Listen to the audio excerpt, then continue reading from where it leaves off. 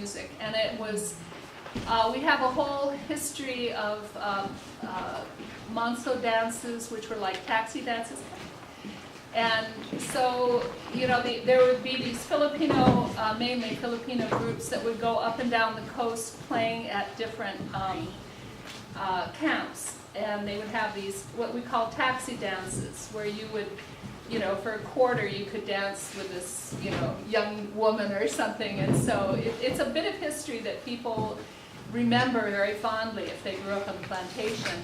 And then we have a Honokaa jazz band, who the director at that point had been there for 35 years, and they've, you know, they've won an, what is it, an Emmy? Yeah. And I mean, they're amazing jazz band. And you know, how many students Gary Washburn has taught and gotten out there as professional musicians, you know, had to be acknowledged. And so we did a whole retrospective on that. And they played for the opening. That's really important to make it a celebration when it happens. I'll talk about that in a second. Oh, and that's Beverly Cipriano again, and her dad,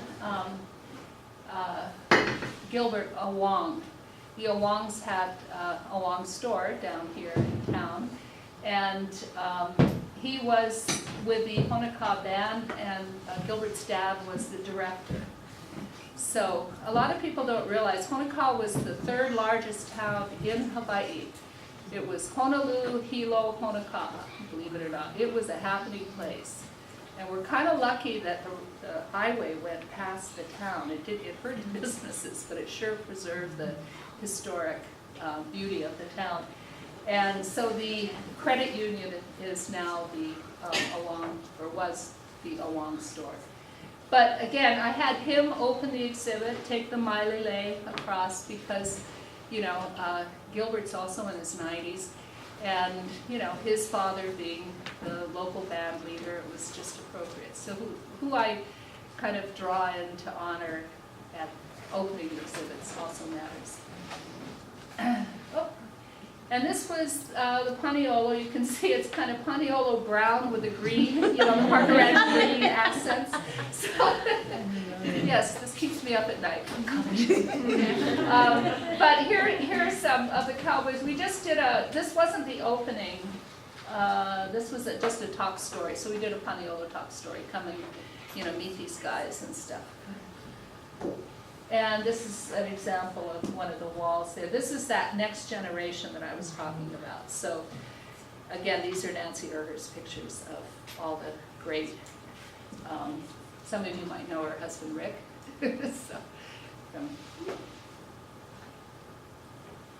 archaeology and stuff. But yeah, really, really expressive, wonderful pictures. And okay, this is the opening of the Waipio exhibit.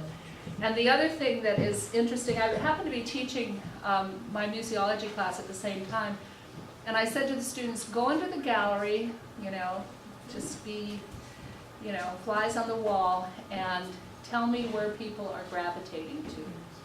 Because I have like the historic stuff, all very academic on one wall, and then the whole back wall is families of the valley, and I'll kind of explain how that happened to be, but that's where they gravitated, to families, you know, which was really cool.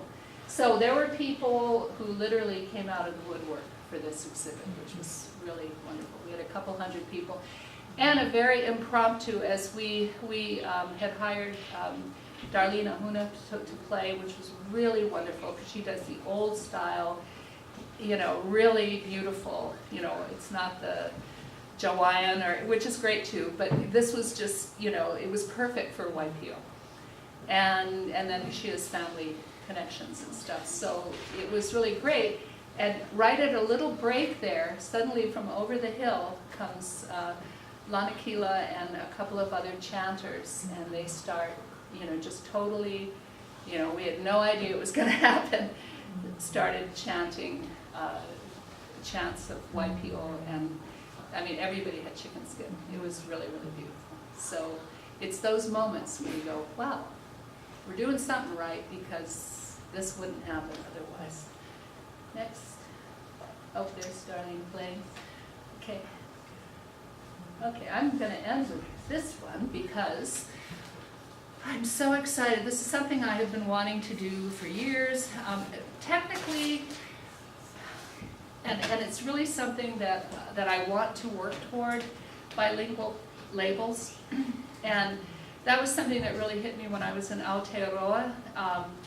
I went to a museum in Hawke's Bay, and there was, the whole exhibit was done, the walls were about the color of this, which is interesting. But the whole exhibit was bicultural, bilingual, I should say. And some of the Maori exhibits were this, I mean, the labels were that long and the English were this long. So I was, my little bit of Hawaiian, slash into Maori, I could make out a bit of what was being said in the Maori panel. And talking to the curator of it, I said, well, it's obviously not a direct translation.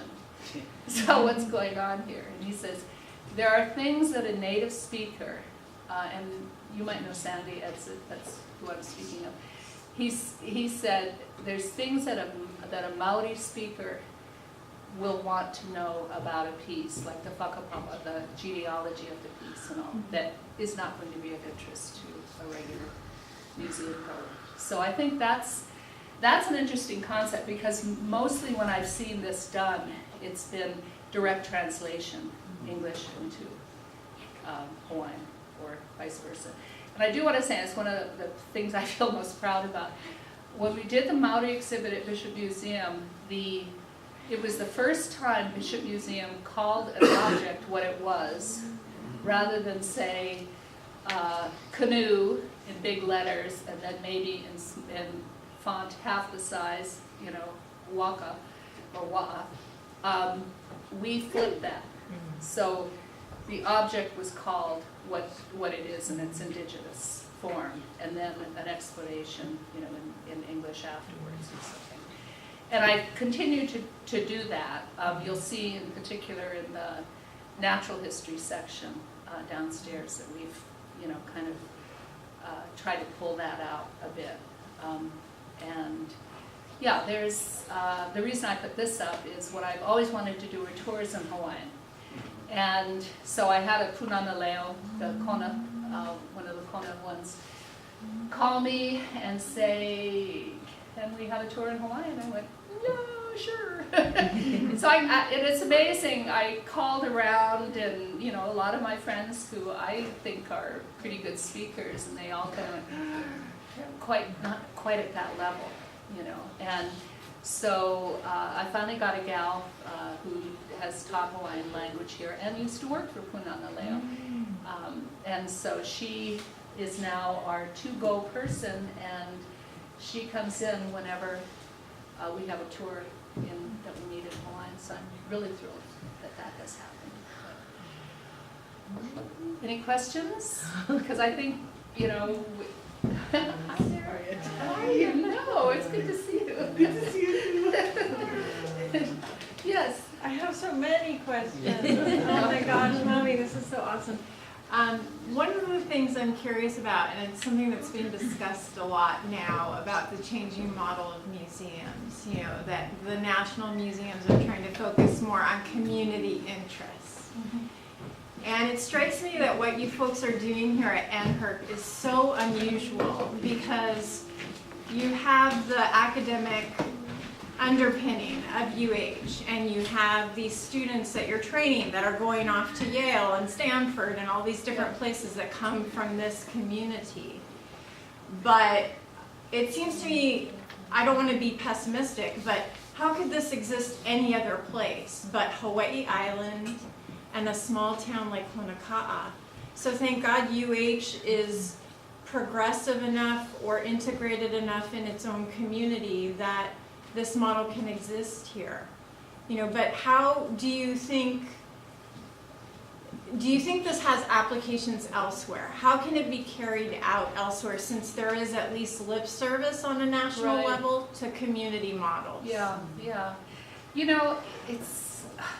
I'm going to give you, I gave a talk not long ago at Tutu's house in Waimea called A Tale of Two Towns. And I looked at Honoka'a and Waimea. and kind of the history of the interactions and stuff. But I had lived in Waimea in the 70s, and I was one of the people that started Parker School. So a lot of the activists, former students of mine, Pua Case, all those guys, were my students in high school. So I sometimes worry when I had partied in them. But so I see this incredible cultural revival happening. But the buildings are gone. I mean, I've had people say, "Oh, we want to go down as a historic town," and I said, "Boy, you crossed that bridge a long time ago. You know, you should have. All of these buildings that should have been preserved got torn down, and it's really a shame. The house that we used to live in, which was a Montessori school, now after we were there, is just sitting there with weeds growing up all around. It's right on the main street. It's the old Merton's house, incredible cowboy family with, you know, all kinds of history and a very interesting German history. You know, it's not just.